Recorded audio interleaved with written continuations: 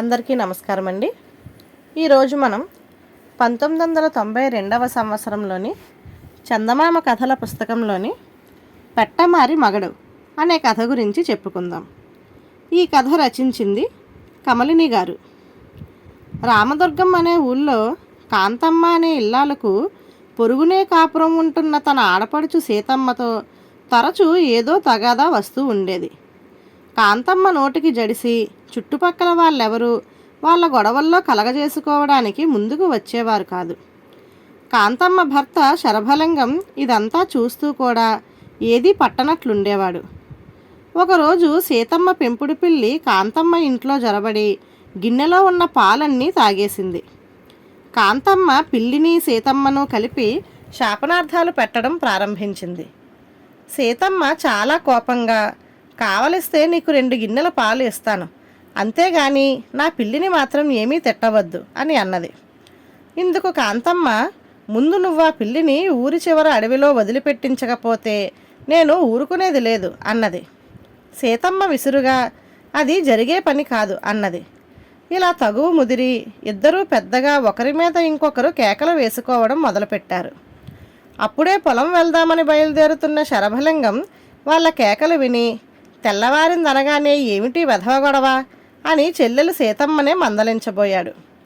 సీతమ్మ రుసరుసలాడుతూ, పెట్టమారి మగడివి, నువ్వా నన్ను మందలించ చూస్తున్నది అంటూ ఎదురు సమాధానం చెప్పింది.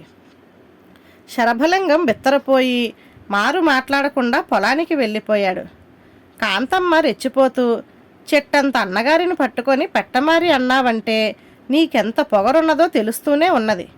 ఊరి పెద్దల ముందు నీ చేత నాకు క్షమాపణ చెప్పించుకోకపోతే నా పేరు కాంతమ్మే కాదు అంటూ సవాలు చేసింది. నేనన్నది ఉన్నమాట, ఊరి పెద్దలు వేరే చెప్పేదేముందో చూస్తానుగా అంటూ సీతమ్మ బదులు చెప్పింది. కాంతమ్మ తిన్నగా గ్రామ పెద్ద ఇంటికి వెళ్ళి ఆయనకు జరిగిన గొడవంతా చెప్పి సీతమ్మ చేత తనకు క్షమాపణ చెప్పించమని అడిగింది.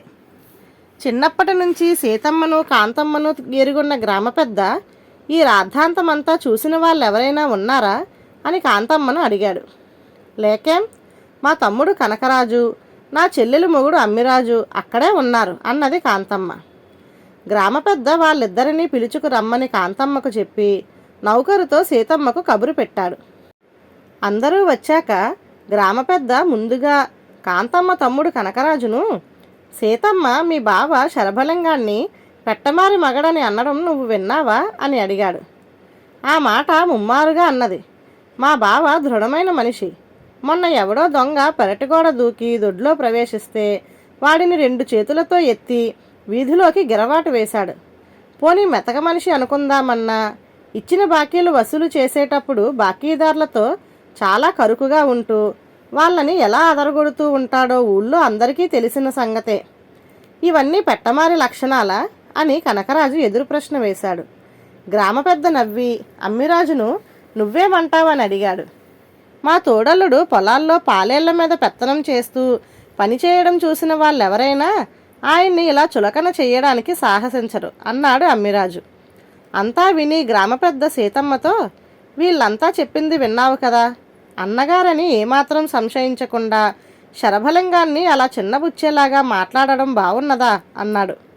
అందుకు సీతమ్మ ఏమాత్రం తొనక్కుండా, మా అన్న దృఢమైన వాడే, బాకీదారులతో కరుకుగా ఉంటూ వాళ్లను అదిలించి బెదిరించి ఇచ్చిన అప్పులు అనా పైసలతో సహా వసూలు చేస్తున్న వ్యవహర్త అని కూడా తెలుసు. అతడు ఇతరుల మీద పెత్తనం చలాయించడంలో మంచి నేర్పున్నవాడు. కానీ ఈ ప్రతిభా పరాక్రమాలన్నీ మా వదిన కనుచూపు మేరలో ఎక్కడా లేనప్పుడే అన్నది.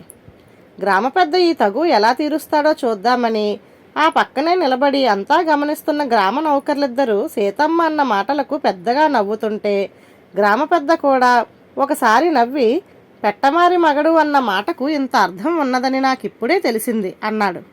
ఆ తరువాత ఆయన కాంతమ్మను సీతమ్మను వేరువేరుగా పిలిచి, మీ ఇద్దరి గొడవ వినేందుకు గ్రామస్తులు చుట్టూ చేరకపోవడం మేలే అయింది. ఇంటి గుట్టిలా రచ్చకెక్కించుకొని తగువులాడుతుంటే నవ్వుల పాలయ్యేది మీరే. ఇక ముందైనా మీరిద్దరూ కలహం పెంచుకోకుండా సఖ్యంగా ఉండడం ఎంతో అవసరం అని హితబోధ చేసి పంపేశాడు. ధన్యవాదాలు.